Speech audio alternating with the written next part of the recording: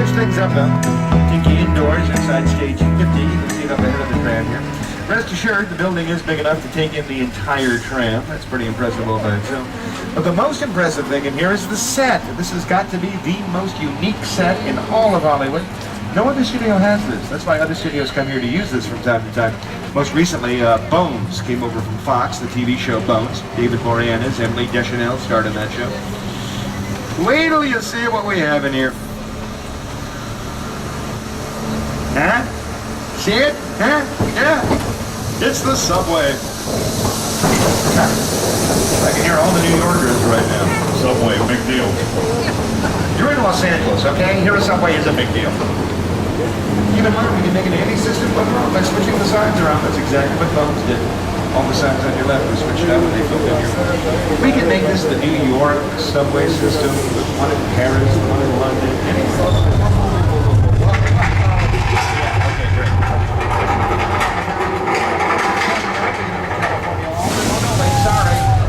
Full-size earthquake. Here we go.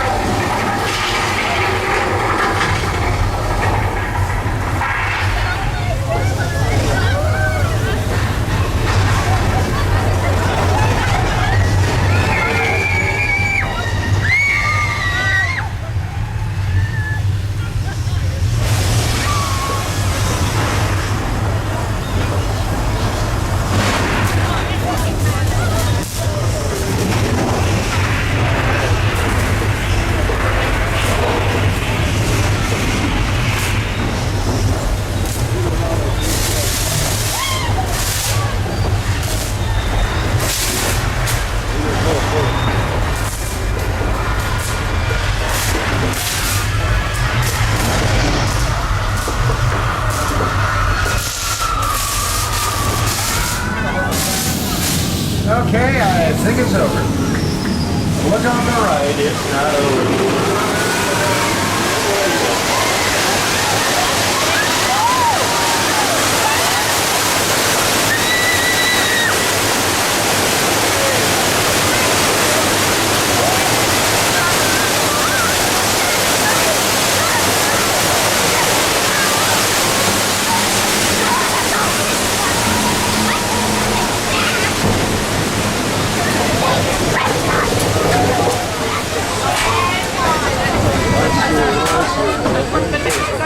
We call it earthquake, the big one. For obvious reasons. Anyway, that is what's known as a mechanical effect. That's some sort of disaster which is controlled by the people, involved in the making of a project. Movies are filled with mechanical effects like that. Again, mechanical effect, any disaster in a movie, either man-made or natural, which is actually controlled and stage managed by the filmmakers themselves. Here's some examples.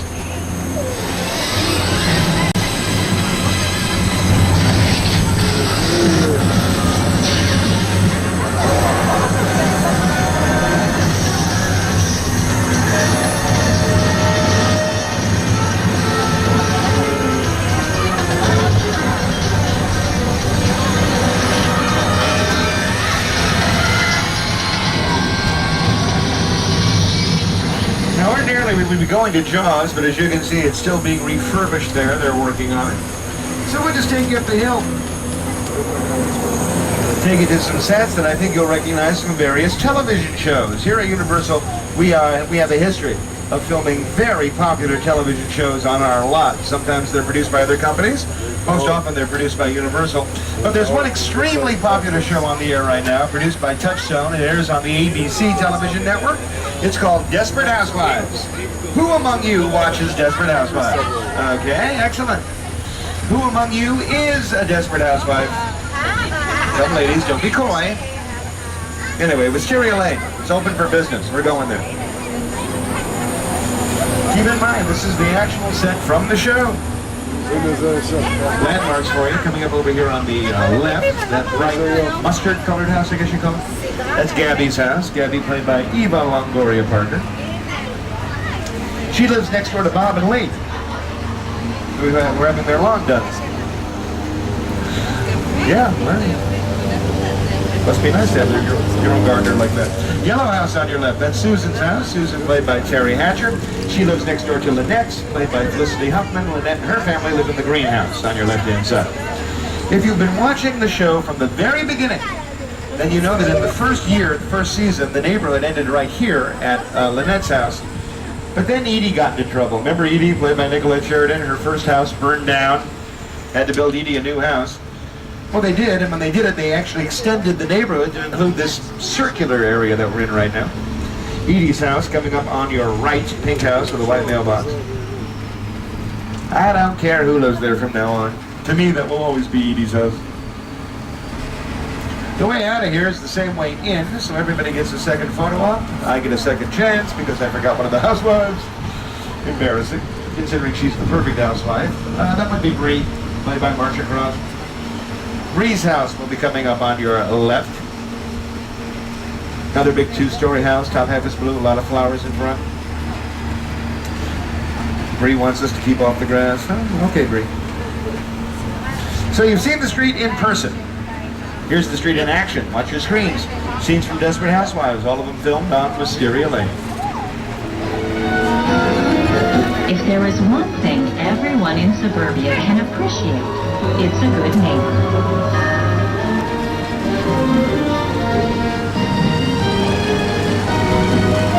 What the heck? Let's do that.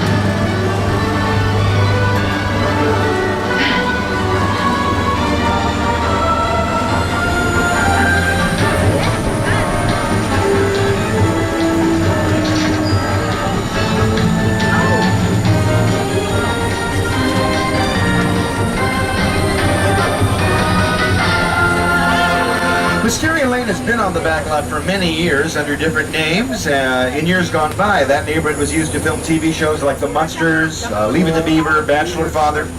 The idea was always to have a typical average American neighborhood here on the backlot, right at our fingertips if we needed it. The thing is, though, every once in a while for a movie or a TV show, you need something that's not typical or average. Case in point, Whoville from Dr. Seuss's How the Grinch Stole Christmas. That was directed by Academy Award winner Ron Howard. Here he is to tell you how they achieved the look of Whoville. One of the biggest creative challenges that we faced on How the Grinch Stole Christmas was to bring the storybook world of Dr. Seuss to life. Some of the most talented artists in Hollywood worked for months to create a living, breathing Whoville. And when it was all done, they built an entire city. And the fantasy world of Dr. Seuss became a reality. Have those cameras ready, coming up on the right. Just one of the many sets from Dr. Seuss's How the Grinch Stole Christmas. This particular set was used for this particular scene.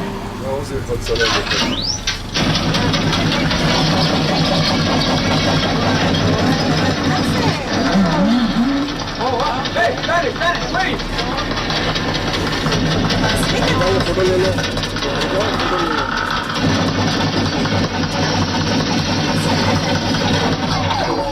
Psycho sets. Hey, it makes for a fun neighborhood, especially at Halloween. Anyway, coming up on your right, the Bates Motel up on the hill behind the trees up there, the Psycho House. All of this created for Alfred Hitchcock's classic film Psycho. Well, what do you know? Take a look over there on the right-hand side. Just came out of the office. It's Norman. Norman Bates. He has returned to, well, I hesitate to say the scene of the crime. I mean, that sounds so judgmental. See, as far as I'm concerned, he's just tying up a few loose ends, that's all. Being a motel manager is a very tough job. And you've got to give Norman credit. He's an expert at it. Excellent. He has a few funny habits, though. For example, the way he stares at people. Kind of like the way he's staring at us right now. Then there's a little accessory he likes to pack with him. That would be the knife. Yeah, Gary, we've overstayed our welcome. Time for us to exercise the better part of valor. Uh-oh, back of the tram. Norman has that look in his eye, Norman. Don't you do it, Norman. No, Norman, don't. Oh, my word. What sets him off? I just don't know.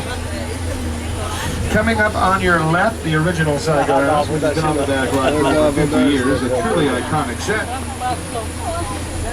Take a look down the hill on your right, though, if you can. Is he still there? Oh, yes, good old Norman. Fit as a fiddle and ready for love. A mother's love, naturally, but boy, is that a different story. Speaking of different stories, and different movies, and different sets, here's a set from Steven Spielberg's War of the Worlds.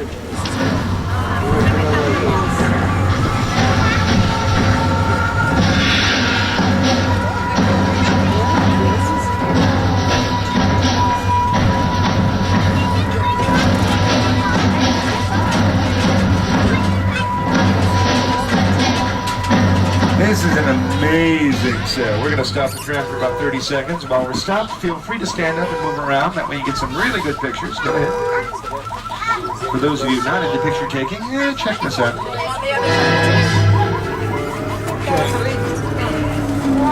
Airplane crash site set is a perfect example of a set that is all designed around the vision extinction. We sit together to sit down and talk about war. And what if the 747 goes down right in a big neighborhood? Because it's just something you don't see. You're doing good. Real 747 actually flew once for a major airline. Flew for many years, had a lot of miles on it. The airline that owned it retired it from service, which is when we grabbed it and brought it here for the filming of War of the Worlds. Man, did you see that with the flaming and the crashing and sound of the heat? Oh my goodness, that's why I do not fly for that space empty. So by now, you get it around here something always with the heat. Well, where it seems, the universal backlight can double as basically any city or place in the world. But, I'm sorry, what did you say? Yeah, you're in the first floor. What about the middle of the ocean? Okay, Miss Uppity Smarty Pants, I say no problem. Ta-da! Oh, no, stop. Okay, stop the stuff, stop that music. I don't like that music. No, stop. It's not funny anymore. I'm not Sharkbait. Big star, Oscar person. Lenny! All that with Whoopi was filmed in the area to your far right, Falls Lake, a man-made lake, which is drained right now because of all this construction for upcoming production. If you can, though, now use your imaginations. Come with me here. Try to look at the bottom where all that construction is. It's like a big drained swimming pool, and I say big, I'm talking 3 million gallons. You fill that with water. Get the cameras down close, past the trees, because you don't want trees in this shot. Aim the cameras toward the big blue wall. That's a backdrop which stands in for the sky. And guess what? Here's what you get.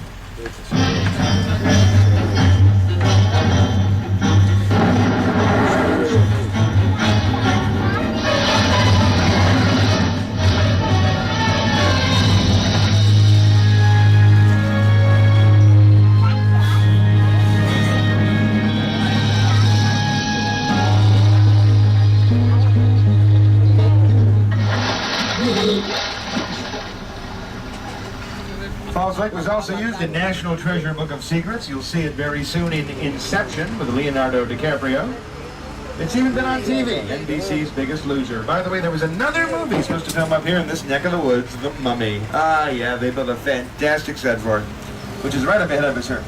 This long tunnel tomb kind of thing, very atmospheric, even creepy. If you're a fan of The Mummy, though, you're not going to recognize the set because they ended up not using it. The set was abandoned. They ran away from it. Why? The curse, that's why. The curse of the Mummy's tomb. Oh, I sense a little skepticism out there. Okay, fine. It's impossible, though, to be skeptical about the bugs. You can see them. Scarab beetles over on the right-hand side, coming up here. Big fat ones. Look at that. Repulsive monstrosities, aren't they? We'll take it nice and slow. Maybe we don't bother them, they don't bother us. Okay. Let's look at the situation here. It's called The Curse of the Mummy's Tomb. Hold on.